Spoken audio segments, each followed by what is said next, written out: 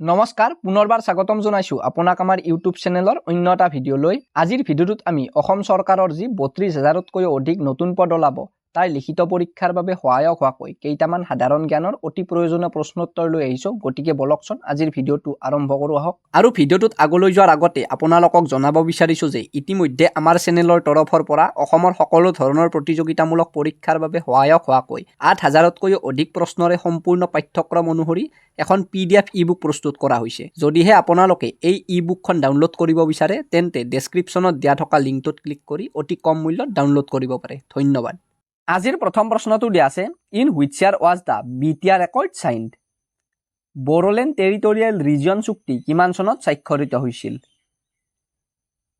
ইয়াৰ শুদ্ধ উত্তৰটো হ'ব এ 2020 চনৰ 27 জানুৱাৰী তাৰিখে বড়োলেণ্ড টেৰিটৰিয়েল ৰিজন চুক্তি স্বাক্ষৰিত হৈছিল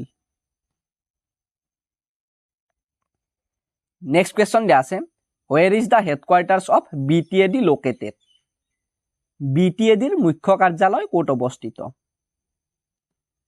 ইয়াৰ শুদ্ধ উত্তৰটো হ'ব এ কোকৰাঝাৰত BTAD ৰ মুখ্য কাৰ্যালয় অৱস্থিত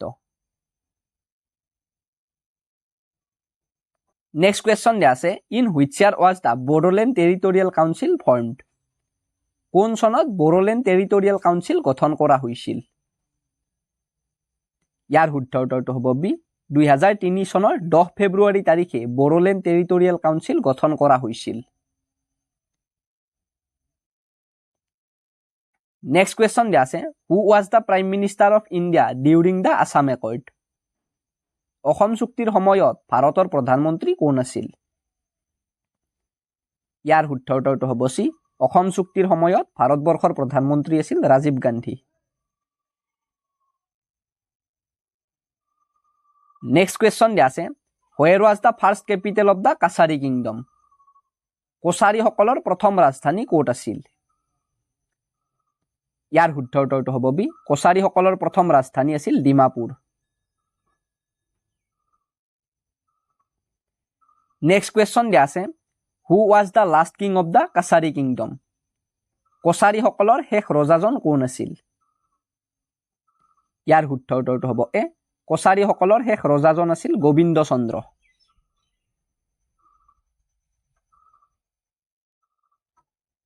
নেক্সট কোৱেশ্চন দিয়া আছে during the reign of which Ahom king did the battle of Saraighat take place কোনজন আহোম ৰজাৰ দিনত সৰাইঘাটৰ ৰণ সংঘটিত হৈছিল ইয়াৰ শুদ্ধ উত্তৰটো হ'ব বি আহোম স্বৰ্গদেউ উদয়াদিত্য সিংহৰ ৰাজত্বকালত সৰাইঘাটৰ ৰণ সংঘটিত হৈছিল নেক্সট কোৱেশ্চন দিয়া আছে what was the real name of Maharaja Naranarayan Maharaj নৰনাৰায়ণৰ আচল নাম কি আছিল ইয়াৰ শুদ্ধ উত্তৰটো হ'ব এ মহাৰাজ নৰনাৰায়ণৰ প্ৰকৃত নাম আছিল মল্লদেৱ নেক্সট কোৱেশ্চন দিয়া আছে what was da name of the first king of the Ahoms আহোমসকলৰ প্ৰথম ৰজাজনৰ নাম কি আছিল ইয়াৰ শুদ্ধ উত্তৰটো হ'ব এ আহোমসকলৰ প্ৰথম ৰজাজনৰ নাম আছিল চাওলুং চুকাফা নেক্সট কোৱেশ্চন দিয়া আছে which of the following books was written by Hem Saraswati তলৰ কোনখন গ্ৰন্থ হেম সৰস্বতীয়ে ৰচনা কৰিছিল ইয়াৰ শুদ্ধ উত্তৰটো হ'ব এ তলত দিয়া থকা প্ৰহ্লাদ চৰিত গ্ৰন্থখন হেম সৰস্বতীয়ে ৰচনা কৰিছিল নেক্সট কোৱেশ্চন দিয়া আছে who was the founder of Koch kingdom Koch ৰাজ্যৰ প্ৰতিষ্ঠাপক কোন আছিল ইয়াৰ শুদ্ধ উত্তৰটো হ'ব চি কোচ ৰাজ্যৰ প্ৰতিষ্ঠাপক আছিল বিশ্বসিংহ নেক্সট কোৱেশ্চন দিয়া আছে হোৱাট এথেনিক গ্ৰুপ ৱেৰ দা কাছাৰিজ কছাৰীসকল কি জনগোষ্ঠীৰ লোক আছিল ইয়াৰ শুদ্ধ উত্তৰটো হ'ব এ কছাৰীসকল মংগোলীয় জনগোষ্ঠীৰ লোক আছিল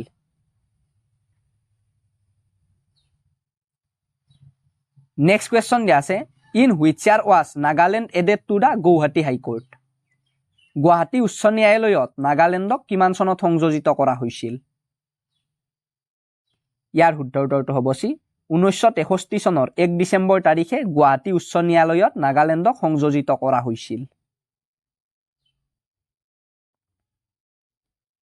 নেক্সট কোৱেশ্চন দিয়া আছে When was presidential rule imposed in Assam for the first time? অসমত প্ৰথমবাৰৰ বাবে কেতিয়া ৰাষ্ট্ৰপতি শাসন বলবৎ কৰা হৈছিল? ইয়াৰ শুদ্ধ উত্তৰটো হ'ব চি 1979 চনৰ 12 ডিচেম্বৰ তাৰিখে অসমত প্ৰথমবাৰৰ বাবে ৰাষ্ট্ৰপতি শাসন বলবৎ কৰা হৈছিল।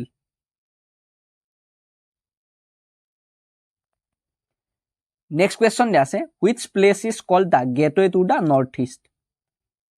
উত্তৰ পূৰ্বাঞ্চলৰ প্ৰৱেশদ্বাৰ বুলি কোনখন ঠাইক কোৱা হয়?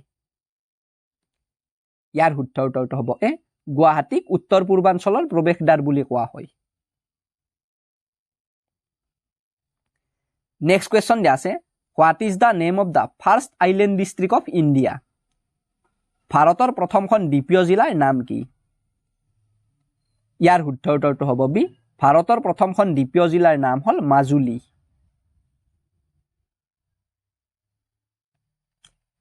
নেক্সট কুৱেশ্যন দিয়া আছে what is the name of the railway division in Assam? অসমত থকা ৰেল সংমণ্ডলটোৰ নাম কি? ইয়াৰ শুদ্ধ উত্তৰটো হ'ব এ অসমত থকা ৰেল সংমণ্ডলটোৰ নাম হ'ল উত্তৰ পূব সীমান্ত ৰেলৱে অৰ্থাৎ north east frontier railway. Next question দিয়া আছে Guwahati is situated on which bank of the Brahmaputra river? Guwahati Brahmaputra নৈৰ কোন পাৰে অৱস্থিত? ইয়াৰ শুদ্ধ উত্তৰটো হ'ব এ গুৱাহাটী ব্ৰহ্মপুত্ৰ নৈৰ দক্ষিণ পাৰে অৱস্থিত।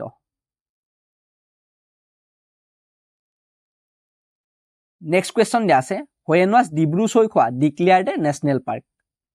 ডিব্ৰু চৈখোৱাক কেতিয়া ৰাষ্ট্ৰীয় উদ্যান হিচাপে ঘোষণা কৰা হৈছিল? ইয়াৰ শুদ্ধ উত্তৰটো হ'ব বি 1999 চনত ডিব্ৰু চৈখোৱাক ৰাষ্ট্ৰীয় উদ্যান হিচাপে ঘোষণা কৰা হৈছিল।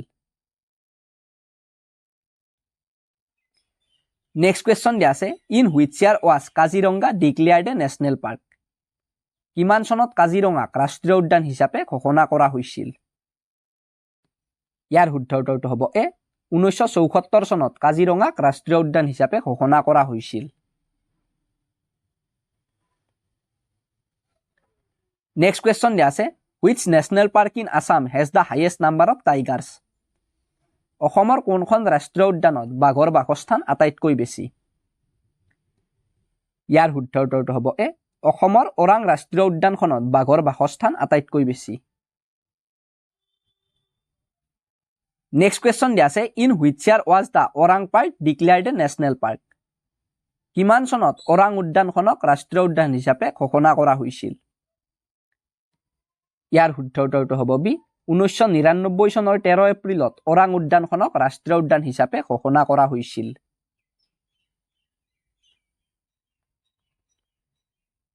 নেক্সট কুৱেশ্যন দিয়া আছে in which year was the name of Orang national park change to Rajiv Gandhi Orang national park? কিমান চনত ওৰাং ৰাষ্ট্ৰীয় উদ্যানখনৰ নামটো সলনি কৰি ৰাজীৱ গান্ধী ওৰাং ৰাষ্ট্ৰীয় উদ্যান হিচাপে ঘোষণা কৰা হৈছিল? ইয়াৰ শুদ্ধ উত্তৰটো হ'ব এ 2005 চনৰ 20 আগষ্ট তাৰিখে ওৰাং ৰাষ্ট্ৰীয় উদ্যানৰ নামটো সলনি কৰি ৰাজীৱ গান্ধী ওৰাং ৰাষ্ট্ৰীয় উদ্যান হিচাপে ঘোষণা কৰা হৈছিল। বৰ্তমান ৰাজীৱ গান্ধী ওৰাং ৰাষ্ট্ৰীয় উদ্যানখনৰ নাম পুনৰ সলনি কৰি ওৰাং ৰাষ্ট্ৰীয় উদ্যান কৰা হৈছে। নেক্সট কুৱেশ্যন দিয়া আছে Hollongapar gibbon wildlife sanctuary is located in which district? Hollongapar gibbon বন্যপ্ৰাণী অভয়াৰণ্য কোনখন জিলাত অৱস্থিত? ইয়াৰ শুদ্ধ উত্তৰটো হ'ব ডি হলংগাপাৰ গিবন বন্যপ্ৰাণী অভয়াৰণ্য যোৰহাট জিলাত অৱস্থিত। নেক্সট কুৱেশ্যন দিয়া আছে Chakrashila wildlife sanctuary is located in which district? Chakrashila বন্যপ্ৰাণী অভয়াৰণ্য কোনখন জিলাত অৱস্থিত? ইয়াৰ শুদ্ধ উত্তৰটো হ'ব ডি চক্ৰশিলা বন্যপ্ৰাণী অভয়াৰণ্য অসমৰ কোকৰাঝাৰ আৰু ধুবুৰী জিলা দুখনত অৱস্থিত। নেক্সট কুৱেশ্যন দিয়া আছে where was the all India খিলাফত কনফাৰেন্স হেল্ড ইন 1919? 1919 চনত কোন ঠাইত সৰ্বভাৰতীয় খিলাফত সন্মিলন অনুষ্ঠিত হৈছিল? ইয়াৰ শুদ্ধ উত্তৰটো হ'ব চি 1919 চনত দিল্লীত সৰ্বভাৰতীয় খিলাফত সন্মিলন অনুষ্ঠিত হৈছিল।